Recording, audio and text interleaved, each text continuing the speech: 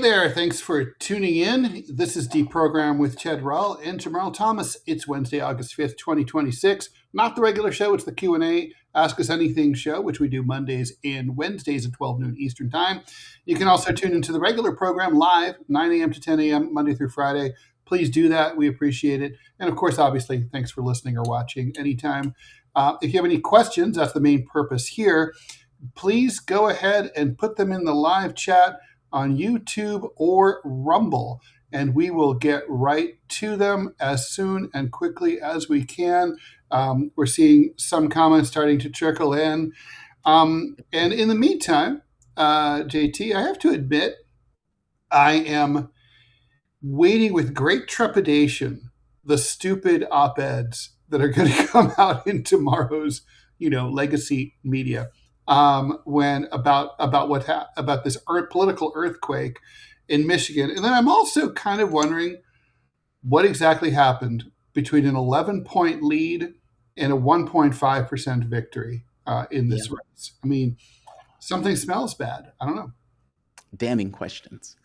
Meaning, how did the polling get it so wrong? Now, the polling can say, well, and to be fair, it's very disconcerting. Like this idea of, okay, it's one thing to ask people who do they prefer, and asking somebody is different than who goes to the polls. Meaning, if you have let's say an abundance of young people that you're asking about Abdul El-Sayed, and it's like, yeah, we love him. And then they don't show up to the polling, in which case there's a polling differential. I don't buy that, though. I think what I buy more than anything else, it was the political machine on the ground that was able to make up a severe gap between these two things, or somebody cheated. It has to be one or the other. Either the poll got it wrong, there was misdeeds taking place on the ground. There has to be one of those. It can't, it has to be some reason. 4 to 6 polling agencies, right? Different organizations, including Quinnipiac, which has a great record. Emerson, very solid. It's like, okay, maybe the thing is they try to select for likely voters, right? That's one of the things that they're picking. They're not just picking like, hey, how do you feel? It's like, it's how do you feel? Have you voted in the last election? Did you vote in the one before that? They screened for things like that. I don't know. We'll see. Wait, so what do you think? You think something honestly, I know it's a little bit like sketchy to say this, but seriously, no, I'm not taking it that way. Just to be clear, I'm not taking it that way. If that's your point of view, that's your point of view. I don't know what happened. It's not like, oh, I know this. I'm just saying, no, it's what you said, right? Like it's either the pollsters got it wrong or the machine was, pulled out all the stops at the last moment. Yeah. And or there was cheating, right? It has to be one. Something is off. 1, 2, or 3 of those things. By the way, just a quick little housekeeping thing. Producer Robbie West is going to try to join us, but he's been suffering from power outages out there in Montana. I don't know if that's related to the Washington State wildfires, which he has the crazy orange skies out there because of that. But anyway, the point is the power is on and off, so obviously it makes it hard to join a podcast. We've got questions, so we should get into it because this is the Q&A show. All right, F you so. Thoughts? Thanks for the $1. Thanks on thoughts on Howard Zinn's People's History and Open Veins of Latin America by Eduardo Galeano. Well, People's History of the United States blew my mind when I read it. Like, that was one of my gateway books of like, holy shit, we weren't taught this in school. No. It became that for me. The other book I haven't read, but Howard Zinn's People's History of the United States. The things that we did, it's so breathtaking. Like even the Columbus thing in and of itself, just at the very beginning of it, it's kind of a shocking thing as you're reading them, treating human beings in this way as basically commodities and having their own private little wars and all this other stuff. It's just wild. Yeah, that book was a gateway for me. That book's really important. I'm older than you, so for me, I already knew a lot of what was in there, not everything, of course. Mhm. And I remember talking to my mom about it. We both read it, and basically she and I both agreed that what made the book and still makes it so valuable is that it puts everything, all this perfidy, in one place, where you're kind of like you can obviously, if you have pattern recognition, you know that the U.S. is built on hegemony and empire and colonialism and slavery and brutality and invasion and cheating and lying and exploitation and all these terrible things. But when you see it all in chronological order in one place, you're just like, holy shit. And Yeah. so the scale of it is, all in one place is what, even though you might know every single thing in there, it's still useful Yeah. to see it that way. It's also useful when you're arguing with your friends who think that America is exceptionalist and exceptional, and you're sort of like, you're like, here, let me let me go back to the source material, or let me just give you this book, and maybe you'll read this, and it's useful. I unfortunately have not read the other book. I have to admit, I've never even heard of it, and it Same. sounds like it's something important. FUSO is one of our erudite posters, so I'm going to check that out. All right, Peter Ive. This is a $5 donation. Thank you, Peter. I never found black women attractive. My wife and I, both white, adopted a girl of mixed ancestry over 20 years ago. About 6 months later, I realized that black women had become much more attractive. You know what's wild about that? I remember I depending upon the country that I jump into, I realized that I started to find women in each of the ones attractive. Like even when I was in Nepal, and I got to be honest with you, if you would have asked me if was I attracted to Nepali women, I usually probably would have said no. Well, when I left Nepal, I was like, these women are gorgeous, Mm. and it's I don't know what it is. Maybe it's just exposure. Mm-hmm. Like meaning the moment that you're exposed to it, you can I guess see it clearer, see it for You what it start to is. get it. Yeah, I Start mean, to because it I clicks. love the what do they call the sarongs, Mm-hmm. the traditional Nepali outfit. Oh god, I love that stuff. It was gorgeous Those on were them. introduced by the Brits, right? Yeah. Oh, was it? I didn't know that. Yeah, so the sarong, which is we think of as quote Indian unquote Nepali. traditional South Asian thing. Yeah, basically when the British, the East India Company showed up in the what became the Raj, they found a lot of topless Indian women, and the British authorities were really concerned that English soldiers would, thousands of miles away from home, would go native in every sense of the word and would end up, procreating with the locals. Which So they did anyway. so they had fashion designers in London gin up like sort of this exotic thing that they thought would work, and they introduced it to and made it mandatory for Indian women. Cover And your tits. yeah, cover your tits, cover your beautiful brown boobs, and Well, yeah. it's worked. It's gorgeous. I love it. It's so elegant. And by the way, the same thing true. Like I mean, traditional outfits that many of these countries have. I found them elegant. I don't know. I don't know another word for it. It just works. Yeah, no, I But mean, I guess my point it's is, I get what the person is saying. I get what they're saying. well, it's like my favorite Indian soup. India is mulligatawny soup, which is really again introduced by the Brits. Ah, Yeah, so mulligatawny. I didn't yeah, know that. It's um, wild. yeah, it's not authentically Indian. FUSO, who would you prefer to honeypot you? A hot Russian, Chinese, Iranian, or Cuban spy? Hashtag racism. Hat Russian. Russian Uh, women are those gorgeous. those are those Russian are women are gorgeous. all difficult choices because they're all great. Um, True, but I feel like I would probably get along more with the Russian, only because it's like when you peer in the abyss peers back. Like the fact that you're at a cold war with another country on some level means you guys are on the same wavelength on some level. Otherwise, you wouldn't even be in the same context to have that struggle. and they take on similarities.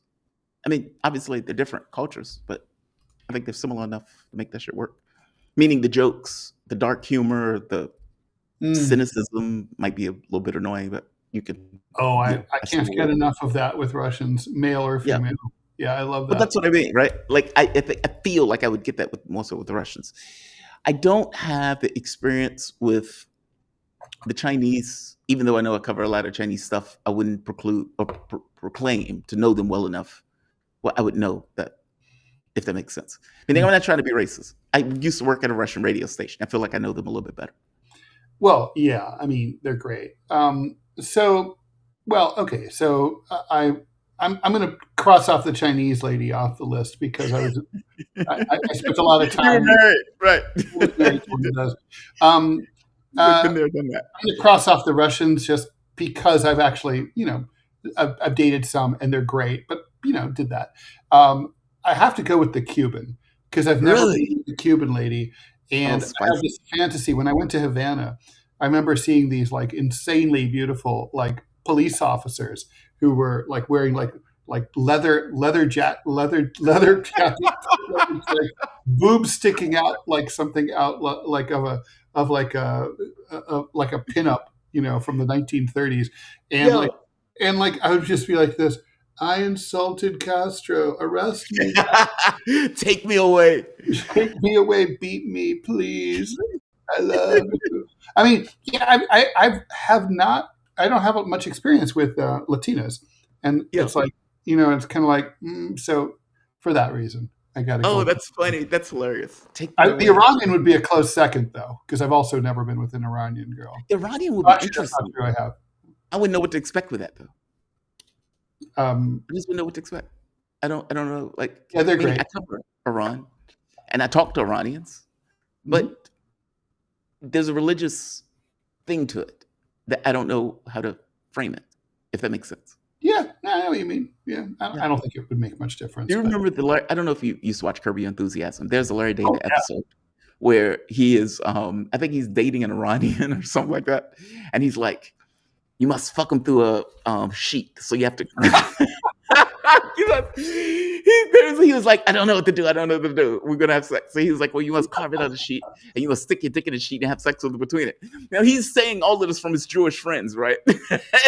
Right, but they have that thing because that's what like Orthodox Jews do, right? Like they fuck their wives through a hole in a sheet when they have. Oh, do they? Oh, that's funny as all hell. Yeah. God, man, the religious. I always feel, and I know they're going to say, well, I feel sorry for you because you're going to burn in hell. Oh, okay, fair enough. I always feel sorry in the sense that it's like you're putting such a restraint on life. Everything that is permissible is permissible. Everything that can happen. It's just is what it is. And they add this overlay to it of, well, we can't do this and we can't do that. Right, for no particular reason. No particular reason other than, well, God said this. And he's like, are you serious right now? You don't know that. You're making up whatever God said. You're making that shit up. And I think part of it is we feel dodgy about sex. And so all of this other stuff comes around from it. Like, meaning, look, I know for myself, and you said it yourself, there have been times after masturbation where I feel like, oh my God, you're an animal. You just feel filthy. You feel like gross. And I don't know why I feel that way. Yeah. Yeah. No, it's like you've done nothing wrong. And yet you feel undignified. That's the word. You're just like, look at me. I mean, like this is so okay. I got a story like that. So, I used to work at the Japanese bank in the 80s. And I spent a lot of time in Tokyo as a result of that.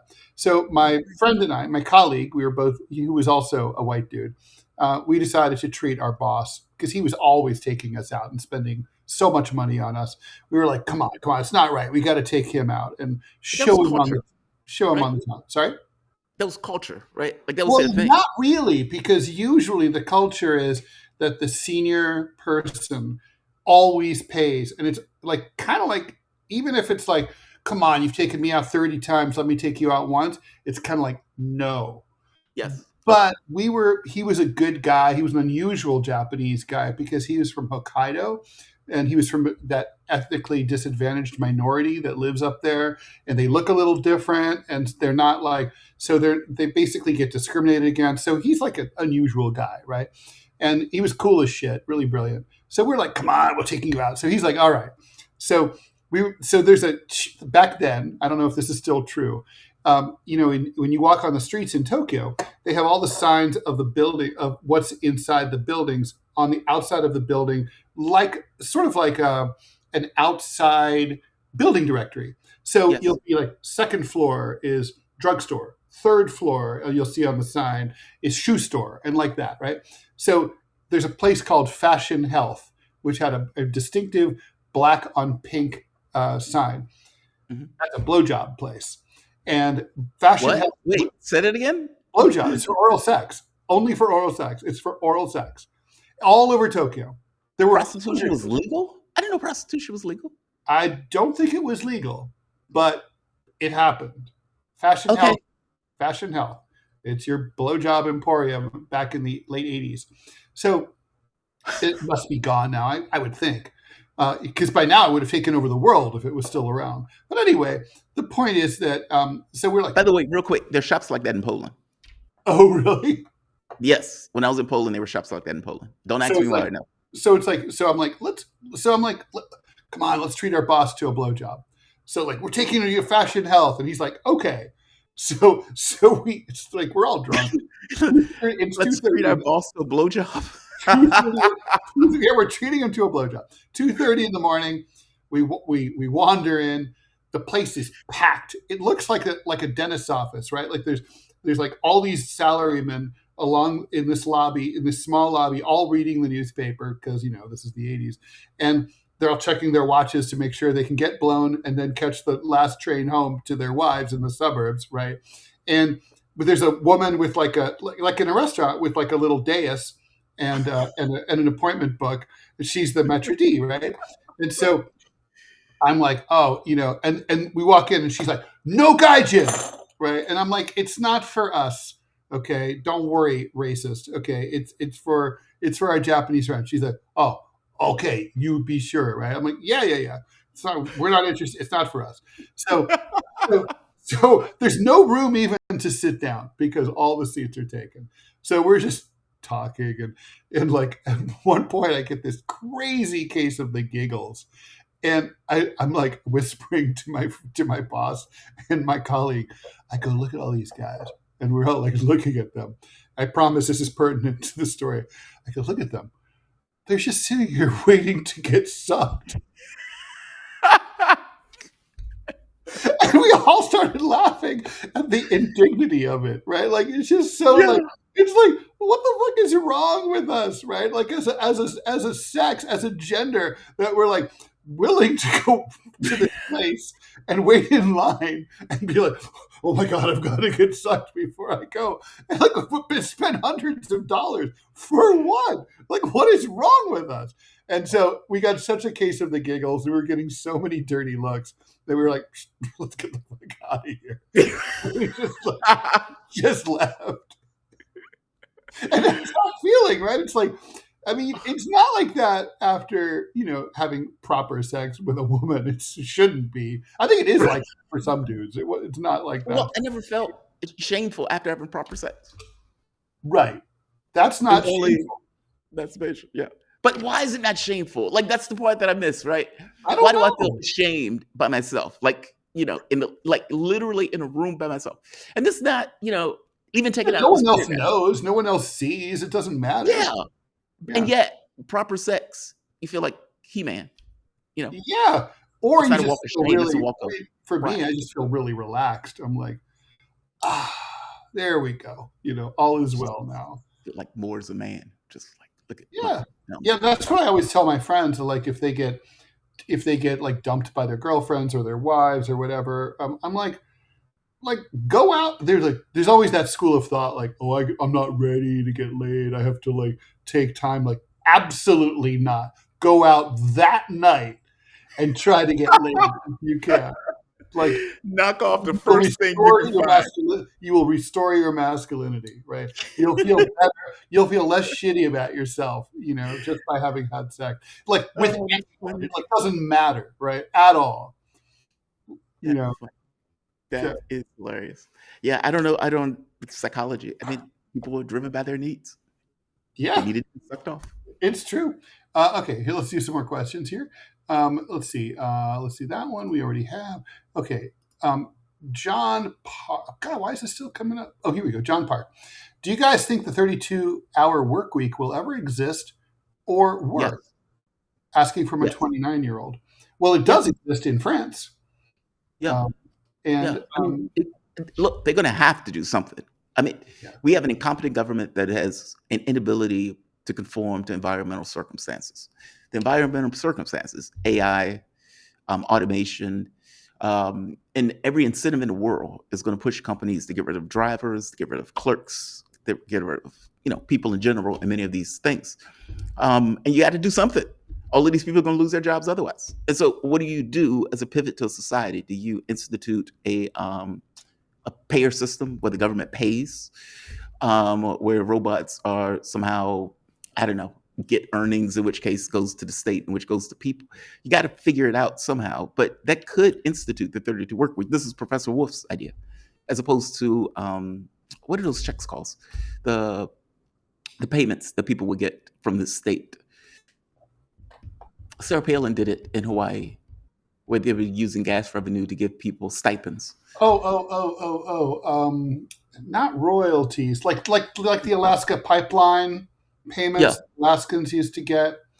Yeah, Dividends? basically to pay people because those people aren't necessarily needed in the workforce. Because otherwise, what are you going to do? Robots don't need It's a healthcare. UBI, basically, yeah.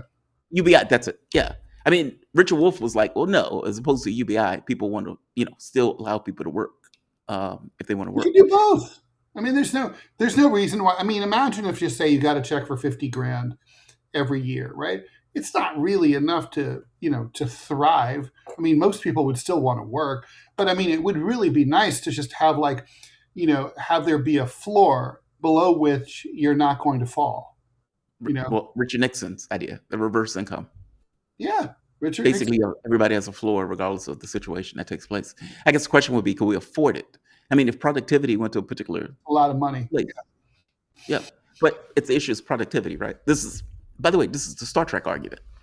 Like, if it's like, well, how do people in the Federation are able to do what they do?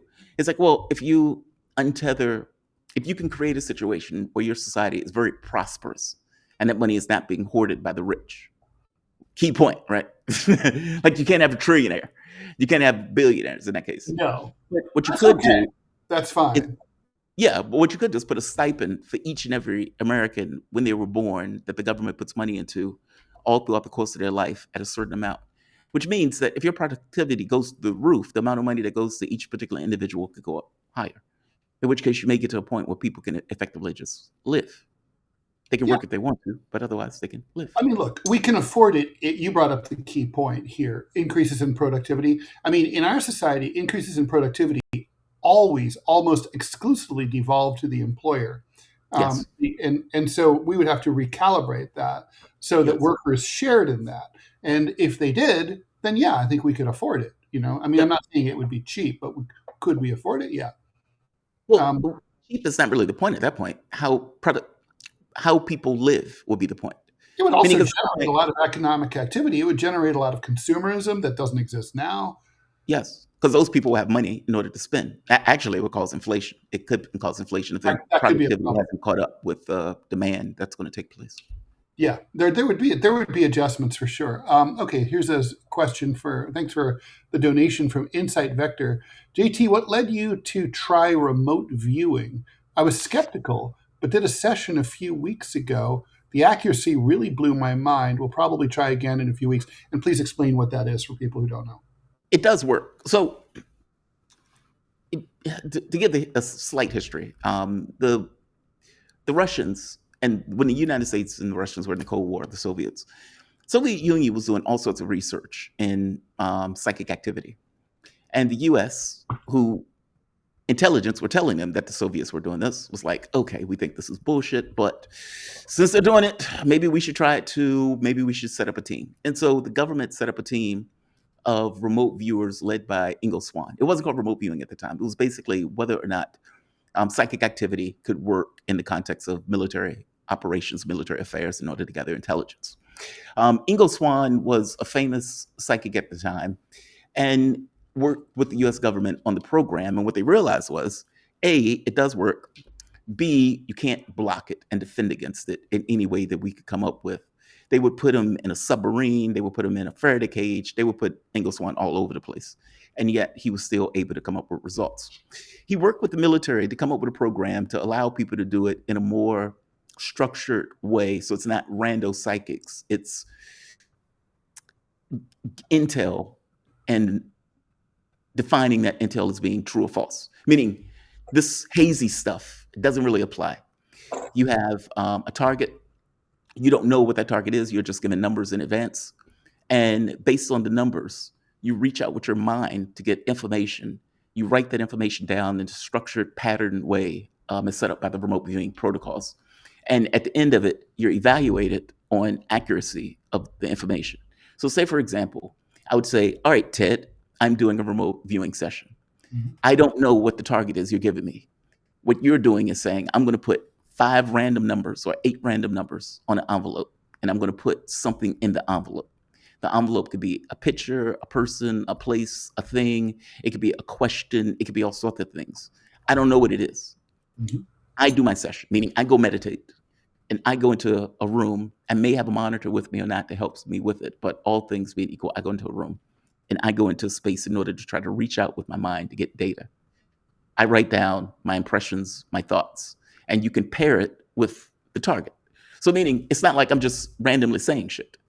You would know if I'm right or wrong based upon whether or not it comports with the information that you wrote down in your envelope. So let's say if you put down Taj Mahal and I'm drawing arches and I'm talking about a building and I'm talking about a location of people who may be brown. I may say there's water. I may say, et cetera, et cetera. You compare it. I either got it right or got it wrong. And you can tell my accuracy based upon the results. And so the military did this for decades because people like Joe McMoneagle, Pat Price, all of these people were just astonishing at it, at how good it was. In fact, the CIA files were released on the remote viewing that was taking place. And then you get more exotic targets like Mars or the moon or, but that's remote viewing, but remote viewing always needs the ability to validate the end result of the information. And so if it's like, hey, what's on a UFO that was flying over so-and-so? It may be interesting, but there's no way to actually validate the information short of what you could see outside. But for example, Jupiter, when NASA was sending a probe out to space and they knew the probe was going to get there at a certain point. And so they had Ingo Swann do Jupiter. And Ingo Swann drew the planet. He said there were rings. And he was like, well, there are no rings in Jupiter until they got to Jupiter and found out Jupiter actually did have rings. Like he nailed the shit. Mm-hmm. They're more exotic stuff with remote viewing, like alien bases, which is just fascinating. Every remote viewer that has been tasked with that has found those bases. And I mean military remote viewers, whether they were on Earth or on the moon. But again, that's more difficult because you need to be able to validate, and you can't really validate that. No, that's what it is. I've done plenty of targets myself. What got me into it, no bullshit, I told you I was very new agey, was I wanted a way to engage with what I call a guide directly and not in a halfway conscious state. Like it's one thing to have a conversation with somebody and for one, you're in a state where you're just shocked and you're hyperventilating and you're talking to someone when you're kind of in this, oh my God, this feels like Wonderland state. It's another thing to do it from a conscious point of view where you're trying to reach out with your mind in order to make contact with stuff. I don't know. It's look, I know some people may be like, okay, this is nonsense. I promise you it works. I'm kind of like leaning on the nonsense side. Yeah. I promise you it works. You can do it yourself. You don't have to take my word for it. All right. Like, meaning it's not something where you have to be like, okay, I just have to take Jamal what he's saying. No, you can do it. I mean, No. look, all of this stuff, whether it's remote viewing, out of body stuff, all that stuff, all of that stuff from my point of view was I want to try it to see whether or not there's a validity to it or not. I didn't take it as true or false. Sure. I just took it as something that needs to be validated. Each one of the things can be validated. You don't have to take my word for it. You can do a session. You can, in fact, no bullshit. Oftentimes, when the person first does the session, they're more accurate in the first go. And as they realize, holy shit, there's something to this, that's when they start fucking up. All right. I promise you it's true. Look, the first remote viewing session I did, I had my wife rip a page out of a magazine. Never saw the magazine, never saw it, anything. She put it in an envelope. She wrote numbers on it. And I remember writing, it tastes like metal. I wrote down the color yellow. I said it was a cup of some sort. And it was a trophy. First session. Mm-hmm. And then after the second session, I nailed it. The third, fourth, fifth, sixth, botched it all. Because at that point, you know, okay, there's something happening with this. There's no way for me to know that. That thing could have been a spaceship. That thing could have been anything. You could say it's luck, but that's a hell of a... I was just going to say, maybe it was luck, right? And that maybe the luck, maybe you're explaining away the bad luck at the end. That's a hell of a bit of luck. That's a hell of a luck. It's true, because it could be anything, right? So. It could be anything. And the only thing I know are numbers. And by the way, as you do it more and more, even though you may miss a certain point, it will come back to you. The issue is the reason that you're missing is because you realize there's something there and your conscious mind is being more engaged into it. The whole point of the session is to get your conscious mind out of it. To basically, because what your conscious mind will do, say I'll give you an example. I did a session where it ended up being a lighthouse. And I said, okay, there's water, there's some kind of energetics. Now, that one was hard for me to explain. It was the impression I got was light. Like there was something that was bright, something that was moving in this case. And so I put down like some kind of energetics. But the moment that you get that, let's say an impression of light, that's very clear. Because sometimes you get impressions that are just clear, where it's like, I know it's this. Sometimes that's wrong, but when it's right, it's right. And then your conscious mind says, hey, it's a rocket ship going to the moon. It's like, God damn it, don't do that. Your conscious mind will use any bit of information to try to intrude into the process, because from your conscious mind points of view, you shouldn't be getting anything. Right? From your conscious mind point of view, data is analyzed through the mind, through the consciousness, not through this other kind of soft impressions that you get from this other stuff. No, I'm not bullshitting you on this. You could do it. Anybody can do it. All right. We've got a lot more to get to. Douglas, I'm sorry, way too much information. Way too much data. Douglas, I am not sold, but I'll think about it. Douglas Hobden, I have an important question for Jamarl. As a lover of sci-fi, have you ever read Alistair Reynolds' Revelation space books? Very interesting solution to the Fermi paradox. That book is terrifying. That book is terrifying. Think of, God, man, we should do book reviews on this show. Those might be fun. I'd be into that. Yeah. There is, Alistair Reynolds created this universe. So it's not just one book, it's multiple books. And basically, the argument is that species only are allowed to go so far. Because at some distant point in the past, there was a great war. And it was ultimately decided that creatures of sorts will go out and destroy that life when it reaches a certain level of technological development. And so you have a humanity that is effectively stranded in the stars. Like, meaning they're like huddling in planets and stuff like that, because ultimately they're being wiped out. It's wild. I got to be honest, I'm not a huge fan of Reynolds. His stories are good. I'm often a sucker for ideas and a sucker for language. But the books are terrifying. The ones that I read were terrifying. There was someone else asked, and I'm sorry, I forgot who it was, but I'm sure they'll want their question answered. What's your favorite Star Trek series, and what's your favorite Star Trek film?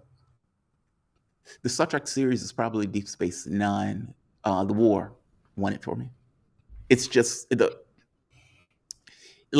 they took 4 seasons to build up to a war, which means it was a buildup. It wasn't like, oh my God, they just ended up in a war because the the officer attacked the captain. No nonsense like that. It was literally the liberalism of the Federation that basically got the Federation into the war. I mean, this idea of expansion, and you can expand in anywhere, and all of this stuff. It's like, okay, well, no, it doesn't necessarily work that way. And we have alternate ideologies coming into contact.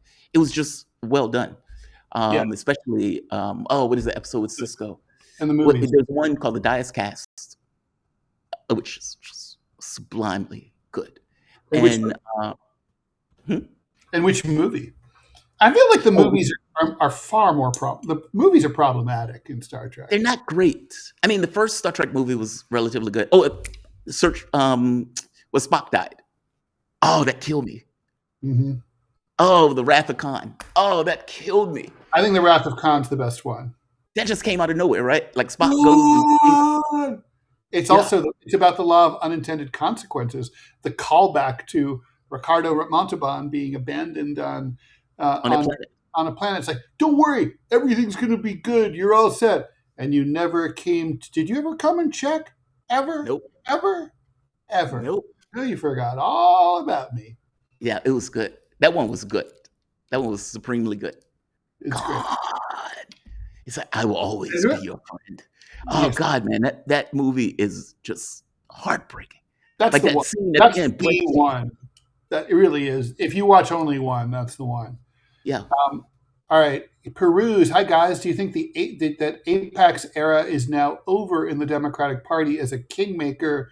The result in Michigan looks scary close to me. So yes and no. Okay. So clearly, they're not automatic kingmakers. Okay. Clearly. They just got destroyed. Now, that said, in a result that we kind of didn't pay much attention to, they did manage to keep Cori Bush from returning to office. Yes, they did. But they didn't spend that much money on it. It was kind of like $2 million. And, she, and Cori Bush had a upward, battle to get back in there for a variety of reasons.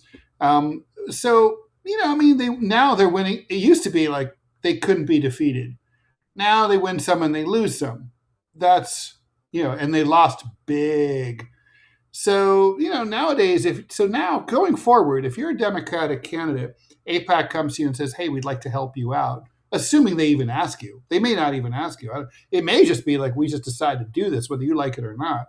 At that point, if you have a choice, you might say, well, you might look at the voters in your district or in your state and ask yourself, is that going to hurt me? Is that going to be toxic? Is it going to do me more harm than good? Certainly, if it was ever going to do you more harm than good, it was going to be in a state like Michigan, right? Right. And it did. I still think Haley Stevens would be the nominee right now if AIPAC hadn't gone into that race. So they're not kingmakers really, but they still have shit tons of money to throw around. They're still influential. They still make some knees quake, I think. What do you think? Yeah, I don't think they're going to give up. It's obviously, at least in the Democratic Party, it is a scarlet letter. It's an albatross on some level. I guess the question becomes, how much of an albatross is it in context to the money that they can effectively leverage? 2 points is not a huge amount that they lost by. And that's in spite of the polling, meaning regardless of anything else, that money made up a gap. And as you pointed out, though, it's very possible that she could have won this race if it wasn't for AIPAC, or for that matter, the Democratic machinery dumping that much energy and weight behind her. But I guess the point is, from her point of view, dude, I only lost by 2 points. I was supposed to lose by 13. They can take comfort in that, and AIPAC can look at it. Look, no one's ever going to hear about Haley Stevens ever again, right? Like, she's bye, but AIPAC is still with us, and they're going to be. They might conclude, our mistake was we should have spent $80 million, not 60, or just not use it in Michigan. Right. Yeah. Meaning you might be successful in another state. Michigan was. And maybe from their point of view, it was a test case. With Thomas Massey, they were successful. They were successful. Yep. Of course, it's different in the Republican Party. Well, yeah, which means that they're still here. That means they're not going anywhere because they still have influence, at least in one major political branch. And let's be honest, in both. Yeah. I mean, the only reason we're talking about Saeed is because it was an anomaly. He was a long shot. I mean, to me, this is the Sepoy Rebellion, right? Like the Sepoy Rebellion lost, but it showed that it demonstrated to people who were thinking about standing up to the English that it's possible and that you might be able to win in the future. That's important. I mean, now there's going to be candidacies that will happen that might not have happened otherwise. Like, oh, fuck, we're anti-Israel. We'll never get anywhere. AIPAC will come in and crush us. Like, look at Michigan. Not necessarily. That's the calculus. It's going to change the type of people who think about running. Well, I think in the Democratic Party, the overwhelming majority of the party is against stuff that Israel, meaning the majority of the party, the mainstream Democratic position is what AIPAC is doing is a genocide. I'm sorry, what Israel is doing is a genocide. Yeah. Which means the candidates who come up, if they're coming up through Democratic ranks, are most likely going to take that position. At least that's my thought. Yeah. I could be wrong. No, I agree with that. I mean, you're going to get some bought ones who are AIPAC like Stevens, but I think you're going to get more of these challenges of Democrat who is against X, Democrat who's for it, and they fight it out. AIPAC is going to be. You don't need to be scared of AIPAC quite as much as you used to be. Exactly. That's not a small thing. Yeah. Let's see. Douglas Chauvin says they'll just recalibrate and cheat more next time. Juan Don asks, where do they get this money, meaning AIPAC? Where do they get these millions? Jewish donors or Zionists. Yeah. Zionist donors in the U.S. who are rich. Mm-hmm. Yeah. They contribute to the organization for Israel. It's basically a stalking horse for Israel, which is why it should be considered a, what is the thing that we had to sign? Oh, a foreign agent. Yeah. Registered foreign agent. That's what they are. I mean, it's not like they're fighting for America. They're fighting for Israel. The entire point of the agenda of AIPAC is Israel first.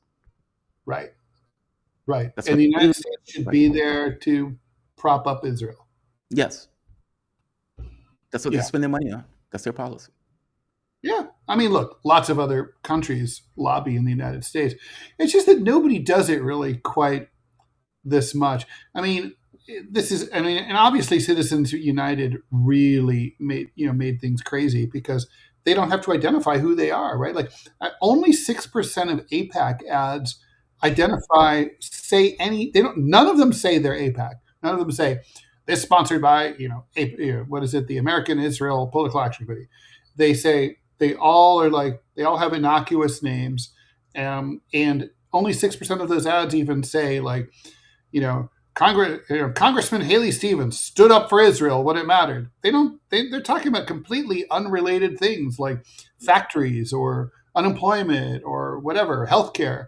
And so they're just putting their thumb on the scale. I mean, it's a Supreme Court ruling. It's the First Amendment. They're allowed to. I mean, it's horrible. I mean, the fact that the anonymity is the part that I hate.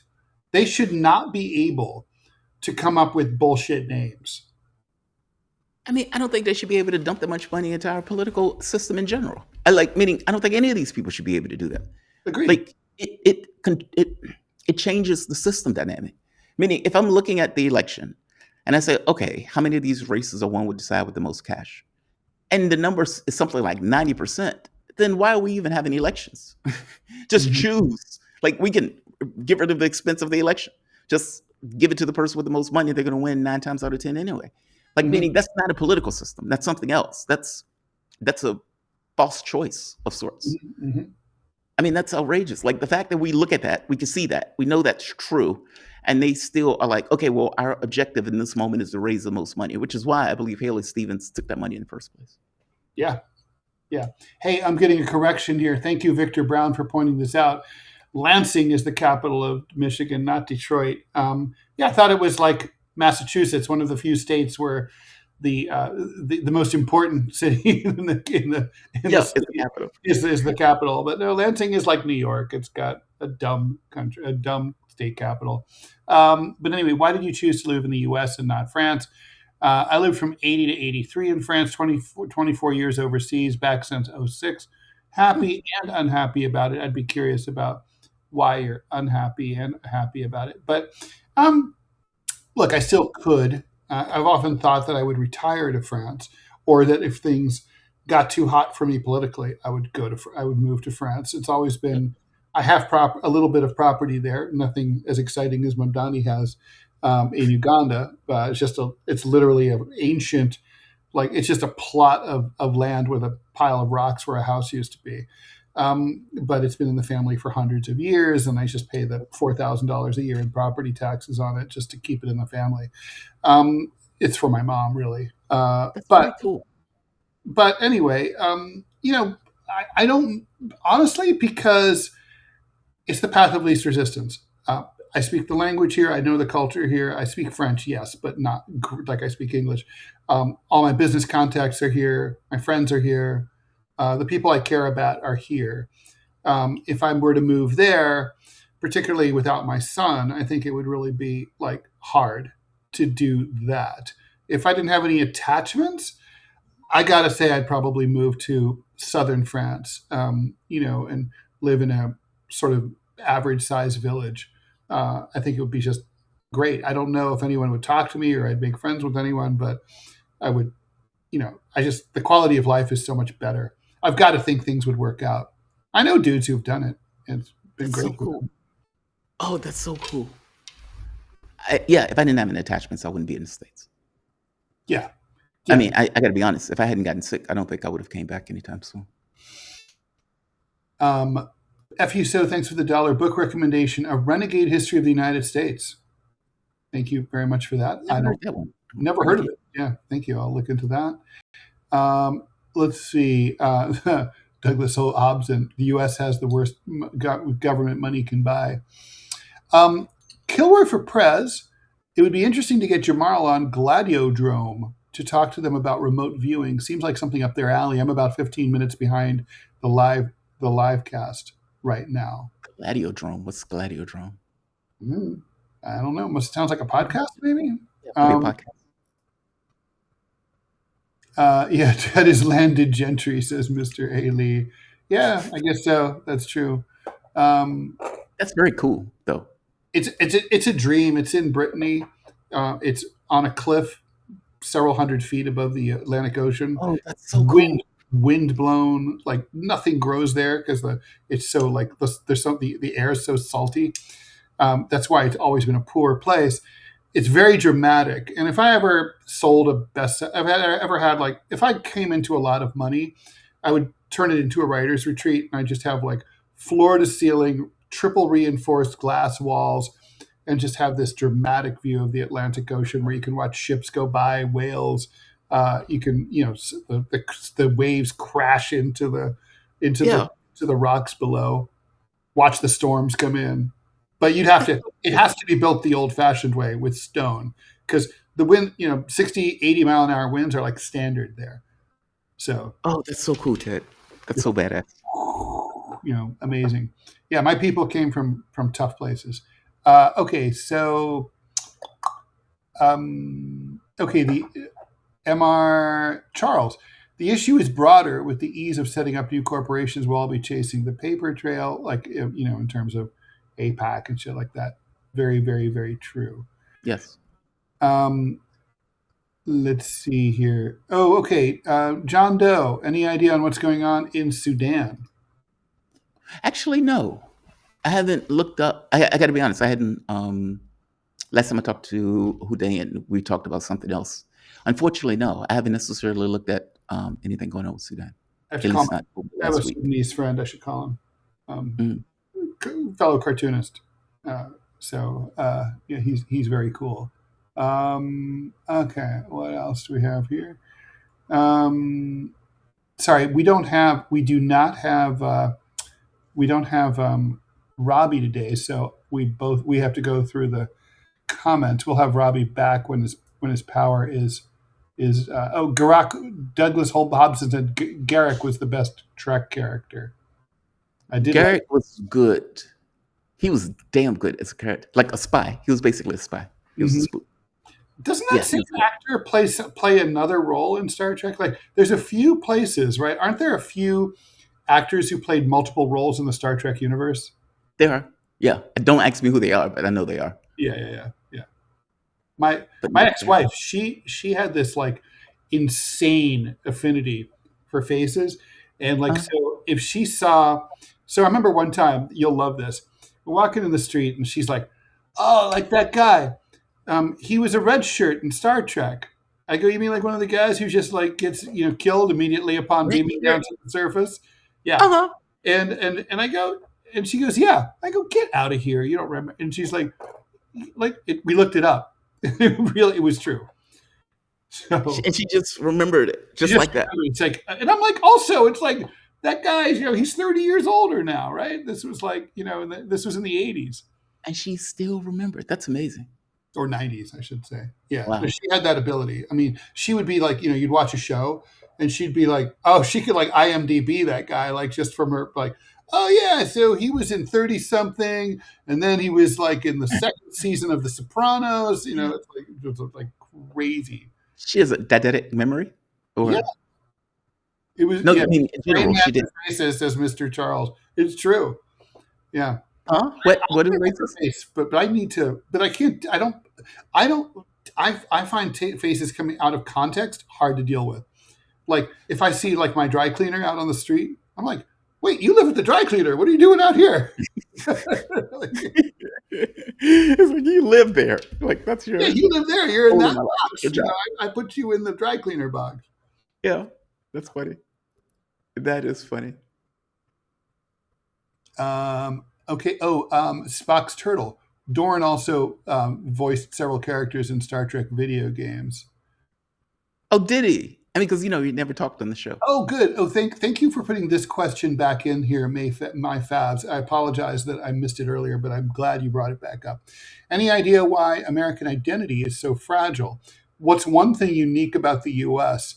There are other American countries with unique identity, but hard to find in the U.S. I don't understand that one. There are other American countries. I don't wonder if he means or she means like by American countries, like in the Americas, like in North and South America. And that why is identity so fragile? Yeah. Hmm. I don't know what he means by fragile. But what's Is it one just thing that that's unique about the U.S.?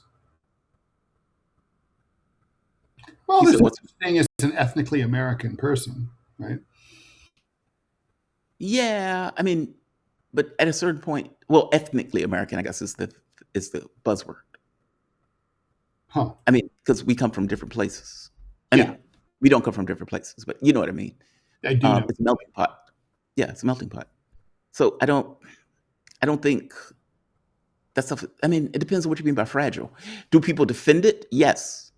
Are people sensitive about it? Yes. But they're sensitive about it because, well, Native Americans were slaughtered, blacks were remorselessly mistreated, um, gays were castigated, but that took place also in Britain and other countries. So that's not necessarily. Even crucified in not so long ago, right? Yeah. That So guy I in mean, Wyoming.